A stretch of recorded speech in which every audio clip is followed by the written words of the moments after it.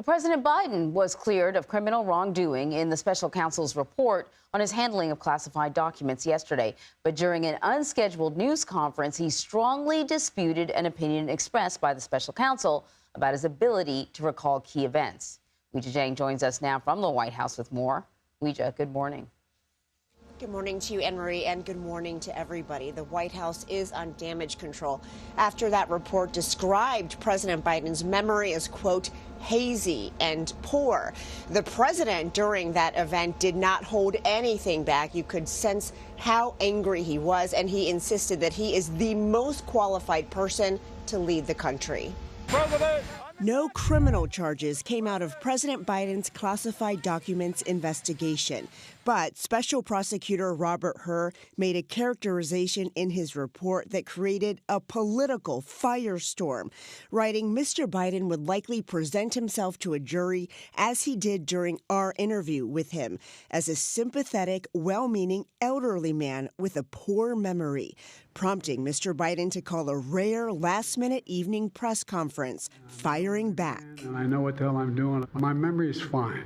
Hur, a Republican tapped by the Attorney General to oversee the Department of Justice probe, added that Mr. Biden could not recall details about his life, including when his son Beau died. How in the hell dare he raise that? Frankly, when I was asked the question, I thought to myself, it wasn't any of their damn business.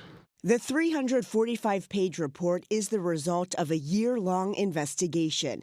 It concluded that Mr. Biden's actions posed serious risks to national security, laying out photos of records dating back to his time as vice president that were crammed into desk drawers and boxes in Biden's Delaware home, and others at a former office in Washington, D.C. I take responsibility for not having seen exactly what my staff was doing. It goes in and points out things that appeared in my garage, things that came out of my home, things that were moved not by me but my staff. The Department of Justice declined to bring criminal charges because the evidence does not establish Mr. Biden's guilt beyond a reasonable doubt. I did not break the law.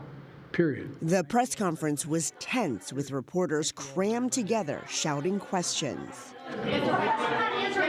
The president also offered his sharpest criticism yet of Israel when he was asked about its handling of the war against Hamas.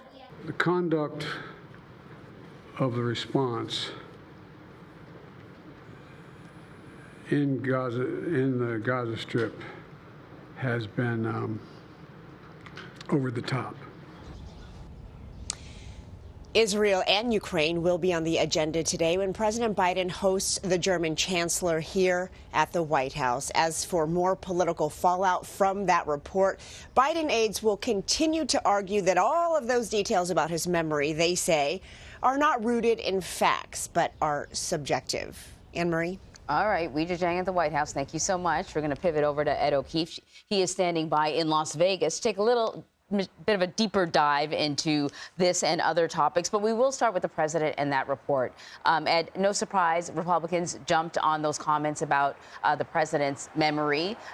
It fits right into some of the campaigning that we've heard from presidential hopeful Nikki Haley. She's been saying that about Biden and former President Trump, for that matter. She was on Fox News last night. I want to play some of that sound. The fact that, we got to take the politics out of all of our agencies. I mean, whether this is Clinton, whether this is Biden, whether this is Trump, they all need to be handled fairly. And clearly that's not the case. We have to get rid of the double standard, and that continues to show itself. The second thing is, it is unbelievably disturbing that they are showing that they see Biden to not have a good memory, that they see him as diminished, that they see that it's a problem, and they point blank say that. I mean, this is actually dangerous. So, the president rushed to have that press briefing, and it wasn't just about the fact that he wasn't going to be charged. He was fired up about those memory comments. He was, Anne-Marie, and it was sort of the result of more than a year of holding back under the guidance of his legal and communications teams that have sort of tried to keep him from situations where he'd get questions about this case, knowing that he wanted to talk about it.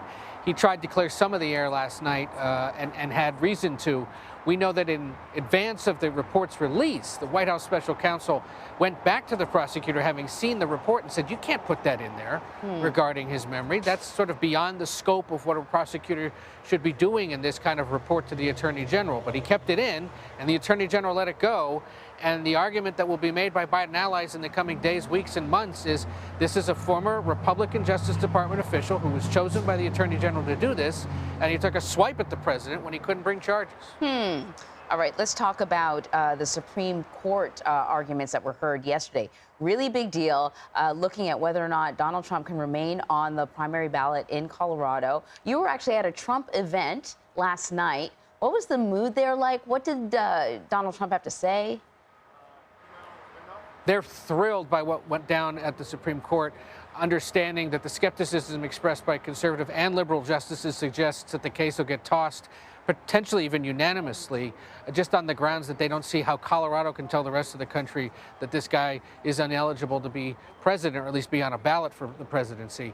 Remember, though, there's another Supreme Court case likely coming regarding whether he's immune from prosecution in the federal election interference case. He has until Monday to appeal the appeals court's decision to the high court, so they very well may be dealing with that case. And there's a good chance that in the coming months there'll be some other matter from one of the other cases he's involved in that gets to the high court as well. So this is not over, and just because they're going to rule this way in the 14th Amendment case does not necessarily mean they'll go in his favor in those other cases. For now, though, a good legal victory for them on a day when the president, in essence, had an unforced error by holding that press conference designed to suggest he doesn't have memory issues, and then had a few slips and just, endured that chaotic scene. Ed, thank you.